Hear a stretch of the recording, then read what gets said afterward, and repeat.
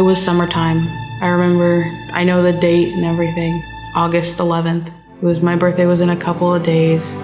I was home alone with my stepdad. My little brother was on the other side of the house. And I was just laying in bed. While I was laying down, I think he thought I was asleep or something. And he just started rubbing my back, and I thought that was normal, okay.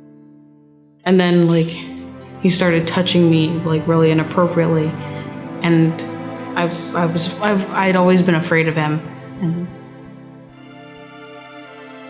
so I didn't move. I didn't get up and stop him or anything because I was afraid he would hurt me if I did. That's how it all started.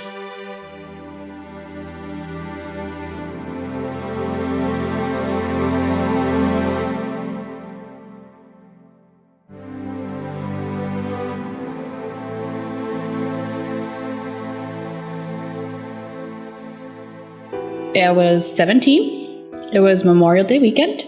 I was the only one home. I just remember I went to sleep. I went to go lock my door to the kitchen, and I unlocked it. That morning, I don't know what time it was, I remember waking up to the man. He had a key to do laundry because he was a friend of the family's. He took advantage of me. Every so often, he would ask me to say certain things, ask me how I wanted it and things like that. I just remember thinking about, is it going to be over soon? He was calling my name. He had a knife. He was choking me. At one point, I had to give in because I couldn't breathe. In that struggle, he slit my finger, my back as well. After I gave in, all I remember him saying is that if you let me do whatever I want, I'll sit on the couch while you call the police. He ended up tying me up. I actually got myself out of the knots, and I just took off to my grandmother's house. I think it was around 7th grade until 9th grade when I was sexually assaulted, but the mental and physical abuse was a lot longer than that. I slept a lot. I became extremely depressed. I was suicidal. The guidance counselor got involved because I was having suicidal thoughts and somebody reported me. Thank goodness they did. I was not in a good place, mentally, physically, anything.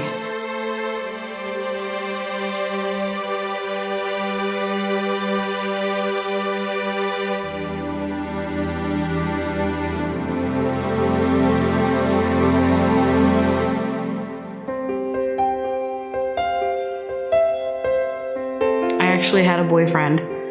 Honestly, he forced me to say something.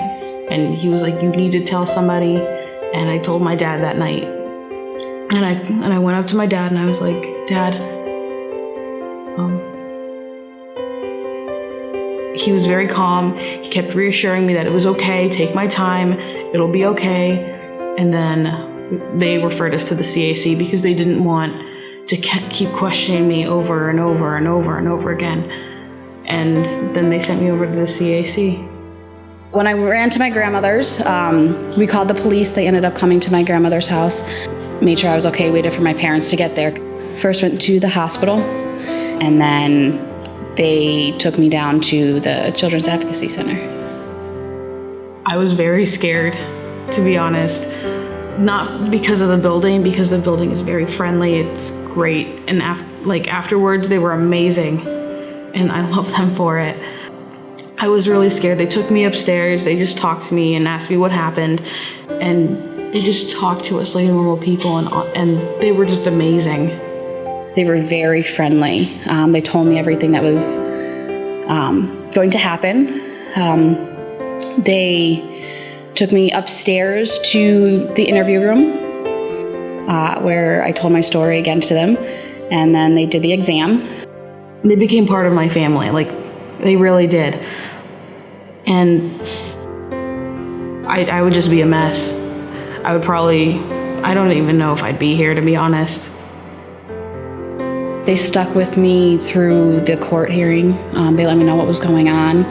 And then I kind of just grew a bond with everyone there that I even just started volunteering. I did my internship there, and I just loved them all. So I help out When I can, I'll go back to visit and see if I can do anything to help as well, because I believe that even though this was a terrible experience, I want to be able to reach out and help others who go through it as well. For me, healing was, I don't know how to explain it. It's just this sense of comfort that comes over to you, that it'll be okay. This wasn't your fault. You can get through this. You'll get past this. And that's just what came over me. And that's because of the CAC. I'm just one of those, I try to think on the positive side. I'm just glad for what they have done for me and what I have in life. Being able to have the support of the team there is amazing. I realize I'm okay and that everything will be okay and that he's gone, and if I need if I need anybody, I have the CAC to go to, and I have a whole support system, and I'm okay. The work that the Children's Advocacy Center does is vitally important. Children's Advocacy Center, to me, is another home. It's a safe place. It's that feeling of family. It's that support that you need in your life. And it just means the world to me.